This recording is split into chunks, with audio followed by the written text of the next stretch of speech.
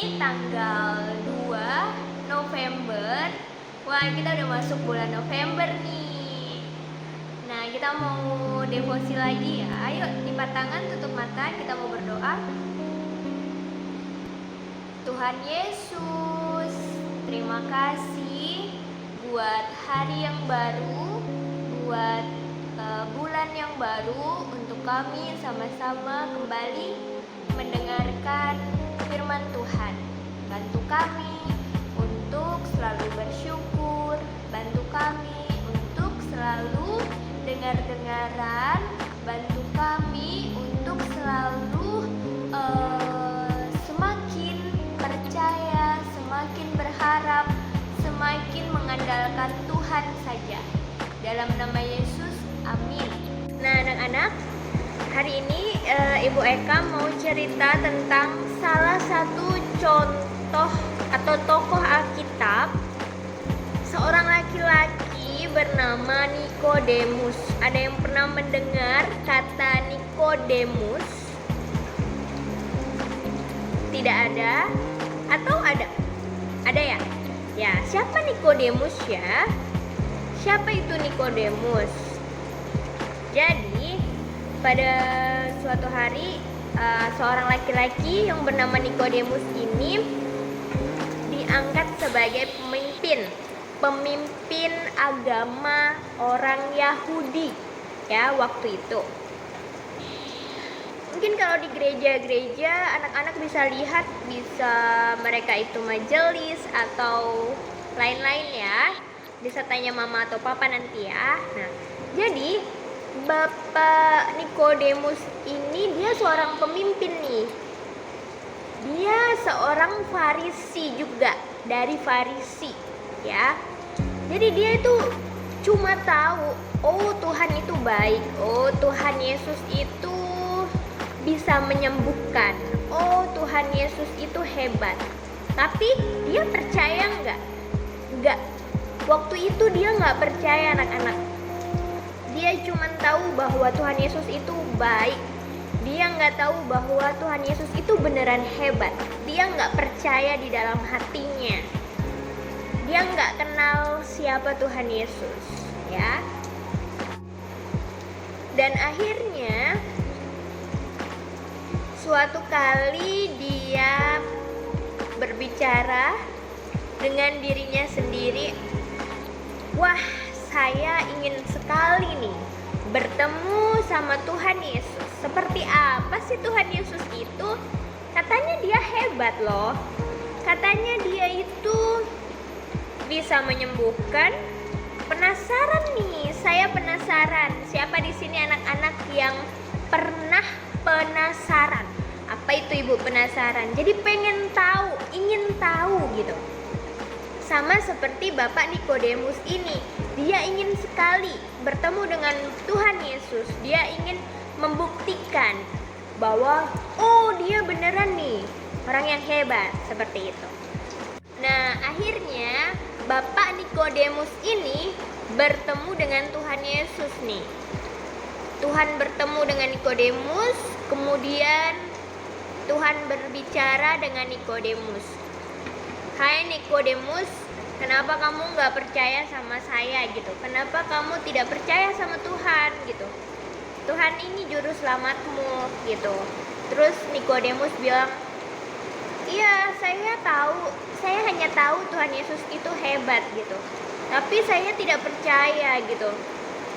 Bagaimana Tuhan untuk saya bisa percaya?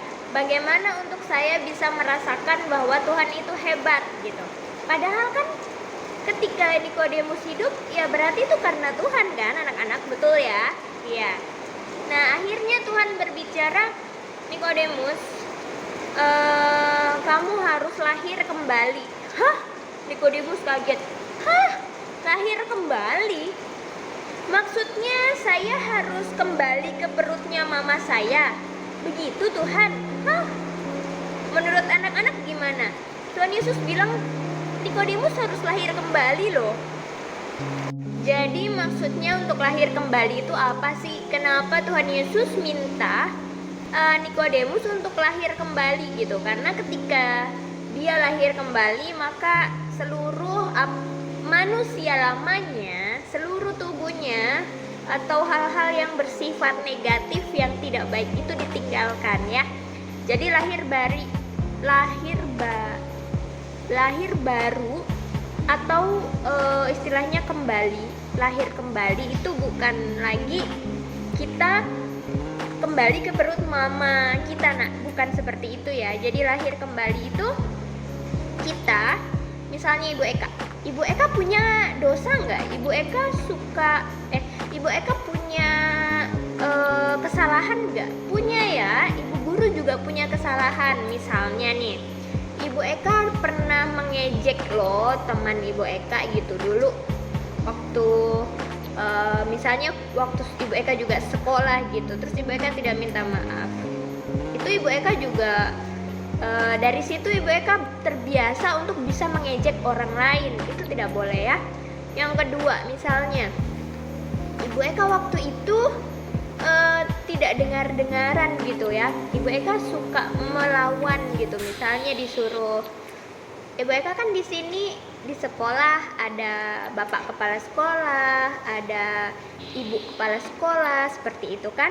Nah, tapi Ibu Eka kadang merasa, kenapa sih banyak aturan gitu kan? Kenapa sih Ibu Eka harus melakukan itu gitu? Ibu Eka nggak suka gitu diatur-atur gitu. Tapi sebenarnya itu baik gitu ya. Seperti anak-anak sekolah juga punya aturan gitu. Walaupun mungkin anak-anak tidak suka gitu, tapi itu baik gitu adanya ya. Semua peraturan yang dibuat itu untuk kebaikan bersama gitu. Nah, akhirnya Ibu Eka sadar itu. Ketika Ibu Eka melawan, berarti Ibu Eka udah salah ya. Artinya ketika Ibu Eka nggak terima ya bicara baik-baik, tidak melawan, seperti itu ya. Nah, yang ketiga, misalnya Ibu Eka suka makan yang nggak sehat. Misalnya Ibu Eka suka makan Indomie setiap hari. Ibu Eka suka sekali makanan yang Ibu Eka suka. Boleh nggak makan makanan yang kita suka? Boleh ya. Tapi kadang makanan yang kita suka itu justru tidak baik ya nak. Misalnya kita suka makan Indomie atau makan manis-manis seperti itu, padahal itu tidak baik, tapi Ibu Eka suka gitu. Dan ketika Ibu Eka sering makan itu terus, Ibu Eka akhirnya sakit dan tubuh ini lemah. Nah, tubuh ini miliknya siapa sih? Miliknya Tuhan loh. Jadi kalau kita menyakiti tubuh kita, artinya kita juga menyakiti Tuhan Yesus gitu. Berarti itu tidak baik ya.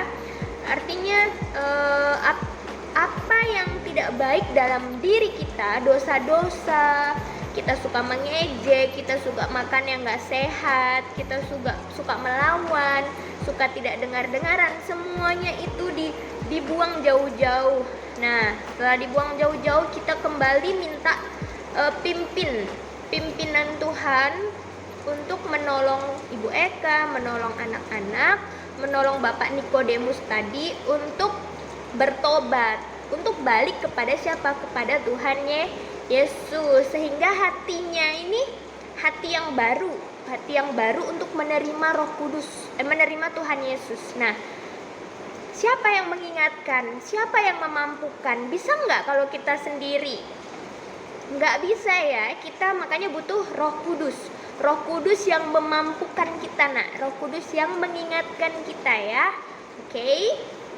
Anak-anak, Ibu Eka yakin ketika kita membuka hati kita, meminta Roh Kudus, mengizinkan Roh Kudus untuk ada dalam diri Ibu Eka, diri anak-anak, diri mama papa dan kita semua, Ibu Eka yakin Roh Kudus yang hadir, maka kita benar-benar sungguh-sungguh percaya sama Tuhan. Kita merasakan bahwa kita hidup ini karena Tuhan, kita bisa bernafas semua karena Tuhan, kita bisa sehat semua karena Tuhan, maka kita akan jadi orang yang bersyukur. Nah, ketika kita bersyukur, kita akan selalu bersuka cita. Nah, ketika kita bersuka cita, nah pasti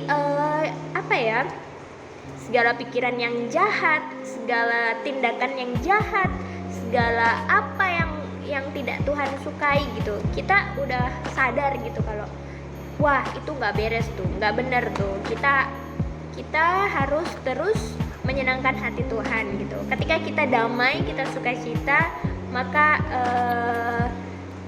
kedamaian atau sukacita itu berasal dari Tuhan, dan kita sadar dan kita melakukan itu dalam kehidupan kita sehari-hari. Tapi kalau misalnya nih kita nggak mau buka hati untuk Tuhan, nggak mau buka hati untuk Roh Kudus masuk di hati kita, maka kita cuman bisanya pengennya marah-marah, pengennya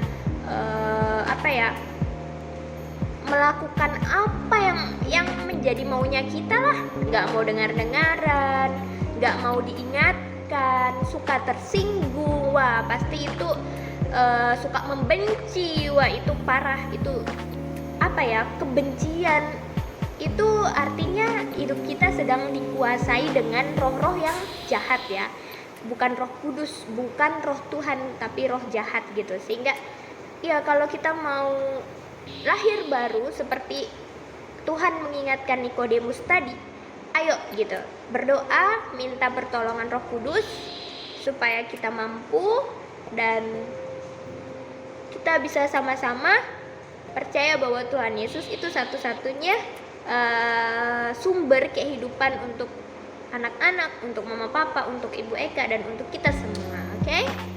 Semoga firman Tuhan ini bisa memberkati anak-anak, mama papa, dan Ibu Eka sendiri juga, kita semua ya.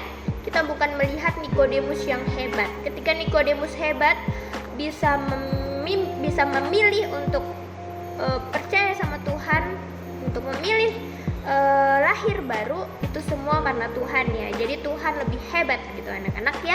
Oke? Kita berdoa ya. Lipat tangan, tutup mata. Roh Kudus, terima kasih sudah ingatkan kami.